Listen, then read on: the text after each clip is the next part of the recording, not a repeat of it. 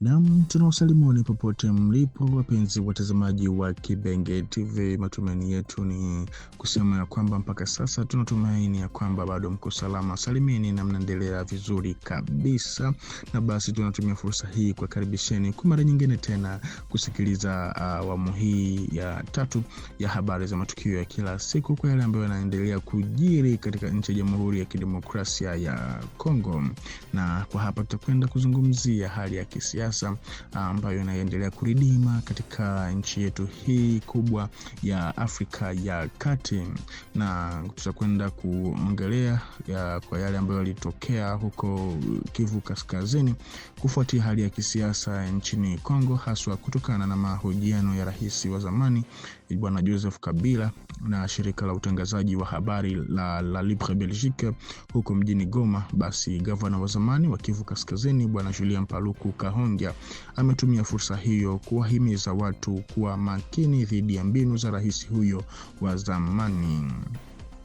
Julien Paluku ambaye aliongoza Kivu Kaskazini kwa miaka 12 chini ya utawala wa Joseph Kabila amehoji vikali tamko la hivi karibuni la rais huyo wa zamani na seneta wa Mahisha katika makala yake maalum iliyochapishwa kwenye akaunti yake rasmi ya mtandao wa X. Waziri Julien Paluku ameeleza kuwa matamko ya Joseph Kabila ni ishara tosha ya kujitoboa ngoma, akitaja hususan kwa kile rais huyo alichokiongea cha sudanization ya Kongo.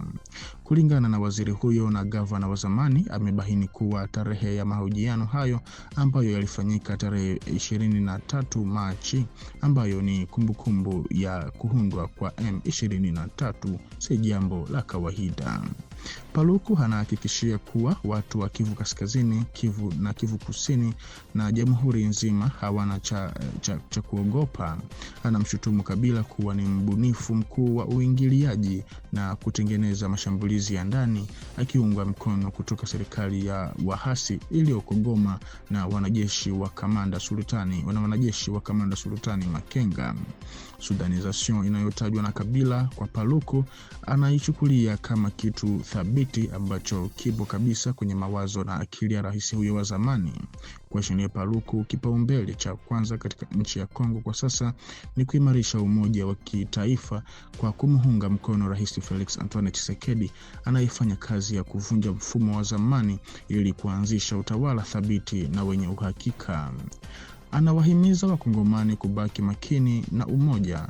Kivu Kaskazini iliyoumia kwa muda mrefu haiwezi tena kutumika kama mahabara ya miradi ya kisiasa ya nje. Paluku anahitimisha uzuri wa mabadiliko ya madaraka ya mwaka wa 2019 ama 2019 ni pia kumwezesha Mkongomani kugundua ya kwamba nani ni nani na nani ni nani, huku akatoa neno la kusema ya kwamba hapo awali nyumba ilikuwa imevamiwa, basi Wakongomani wawe pamoja kwa umoja nyuma ya Rais Felix Antoine Tshisekedi, huku wakizingatia lengo la umoja ambalo ni Kongo kwanza. Na kwa kujaribu kuwatia aibu wananchi wote kwa tamko lake hilo ambalo kwa baadhi ya watu wengi wanasema ni sortie mediatique rate, Bwana Joseph Kabila ametoa kwa hakika maelezo yanayotia wasiwasi makubwa kuhusu nafasi yake yenye madhara katika historia ya hivi karibuni ya nchi. Alidai kuwa alinunua nyumba kwa urahisi usio wa kawaida bila kuzingatia muktadha wake wala maneno aliyoyatumia kwa kusema eti ilikuwa mjini Goma mwaka wa 1999 ama 1999. Hata hivyo, katika kipindi hichi Jamhuri ya Kidemokrasia ya Kongo ilikuwa ikipitia shambulio la kijeshi kutoka Rwanda lililoongozwa na RCD, kundi la wahasi lililoungwa mkono na Rwanda lililopewa lawama ya mauaji, uharamia na ukoloni usio halali wa sehemu ya eneo la Kongo. Wakati Wakongomani wakiendelea kufa ili kulinda hifadhi ya mipaka ya taifa, yeye akiwa rasmi amejitolea upande wa Laurent Desire Kabila kupambana na mapambano hayo. Alifanya uwekezaji kwa utulivu katika eneo lililo chini ya udhibiti wa adui. Kasoro hii ya kidhahiri ni ishara tosha na confession ya yeye kuanza kutumika na wahasi hao tangu zamani za kale.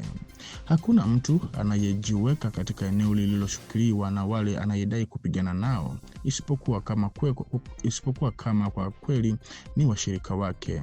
Zaidi ya hayo, maelezo haya yanatoa mwanga mpya juu ya utawala wake mrefu.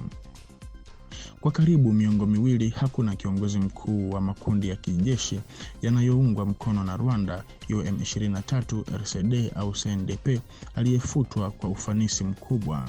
Badala yake, maafisa wengi wa Kongo wenye ujuzi na wapenzi wa taifa waliuliwa, wengine kupunguzwa vyeo au kupoteza maisha katika hali zisizo za kawaida kwenye uwanja wa vita. Ukosefu huu wa usawa si matokeo ya kawaida tu, bali unaonyesha mwelekeo wa kudumu ambao ni kulinda mitandao ya kijeshi inayohusiana na Rwanda kwa gharama ya jeshi la Kongo. Kwa kuzingatia matukio haya, maelezo ya Goma yanaonekana kama confession ya moja kwa moja ya ushirikiano wa zamani wa kimuhundo na ulio sawa kabisa. Zaidi ya hayo, hotuba yake kuhusu Sudanization leo inashirikiana na swala hilo. Dhana hili anayoitumia kama onyo kwa serikali ya sasa ya Kongo kwa kweli ina mradi hatari sana. Sudanization inahusiana na kugawanyika kwa taifa kwa kudumisha migogoro ya ndani hadi kufikia hali ya kutoweza kuendeshwa na hivyo kufungua njia ya kugawanyika kwa nchi.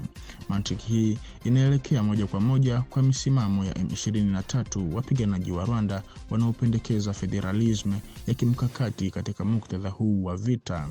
Mkakati unaojulikana kuwa ni wa kudhoofisha mamlaka ya kati na kuruhusu maeneo mengi ya nchi ya Kongo kudhibitiwa na nchi ya Rwanda. Ni jambo la kuashiria kwamba Joseph Kabila leo anakingwa katika eneo la Goma, eneo ambalo ni kitovu cha shughuli za makundi haya ya kijeshi. Hotuba yake na nafasi yake kijiografia zinaonyesha ukweli mmoja ambao ni uhusiano wa kisiasa na kimkakati na nguvu zinazotishia umoja wa taifa la Kongo. Kwenye muktadha huu maalumu, maneno kama Sudanization au federalisme hayapaswi kuchukuliwa kwa urahisi. Ni mradi wa kugawa Jamhuri ya Kidemokrasia ya Kongo. Kwa kuwa rais wa zamani wa jamhuri aliyekuwa mlinzi wa taifa amefikia hatua ya kutoa tamko la aina hii moja kwa moja, jambo hili si tu linatia wasiwasi, bali pia halikubaliki kabisa na Wakongomani. Na mahakama ya kijeshi ya garnizon ya Butembo mkoani Kivu Kaskazini iliwahi kutoa maagizo mawili ya kukamatwa kwa Musa Seka Baluku, kiongozi wa jeshi la wanamgambo wa kikundi cha Force Democratique Alliée ama ADF mnamo mwezi wa kwanza wa mwaka huu tunao, pamoja na baadhi ya watekelezaji wake. Maagizo haya yanawashutumu kuhusika katika mashambulizi ya kikatili dhidi ya raia katika eneo la Lubero. Agizo linalolenga Musa Seka Baluku. Agizo la kwanza lililotolewa tarehe 6 Januari mwaka 2026 linamtaja Musa Seka Baluku moja kwa moja kama kiongozi mkuu wa washambulizi hao. Anashutumiwa kwa kuhusika kwa namna inayodhaniwa katika mashambulizi yaliyotokea tarehe 1 Januari mwaka 2026 katika maeneo ya Katanga, maendeleo na Kilonge katika sekta ya Bapere. Vyanzo vya kiraia vinaripoti kwamba mashambulizi haya yalisababisha angalau vifo vya raia 20 na uharibifu mkubwa wa mali. Agizo la pili lililotolewa tarehe 28 Januari mwaka huu linahusu baadhi ya makamanda wa ADF ambao ni Abu Akasi Chalamanda, Dr. Kabogo, Defender Kabibande na Seka Umaru, washtakiwa kwa kuandaa mapambano na mashambulizi ya kikatili kati ya tarehe 7 na tarehe 24 Januari mwaka huu katika maeneo ya Mahusa, Musenge na kando ya muhimili ama akse ya njia panda hadi Mangurejipa. Vyanzo vinavyolingana vinaripoti vifo vya raia pia katika matukio haya. Mahakama ya kijeshi inabainisha kwamba mashambulizi haya yameshuka dhamiri ya taifa na kimataifa kwa ukatili na ukubwa wake. Hivyo basi sheria imeamuru kukamatwa kwa wahusika ili wajibu matendo yao usikwe mbele ya mahakama. Musa Seka Baluku ambaye amekuwa akitafutwa kwa miaka kadhaa bado yupo mafichoni, jambo linalokwamisha utekelezaji wa maagizo haya. Hatua hizi zinaonyesha dhamira thabiti ya mamlaka ya Kongo kupambana na kutokuwa na adhabu na kuhakikisha wahusika wa mashambulizi dhidi ya raia wanakabiliwa na haki katika muktadha wa usalama unaoendelea kuwa tete katika sehemu za mashariki mwa Jamhuri ya Kidemokrasia ya Kongo.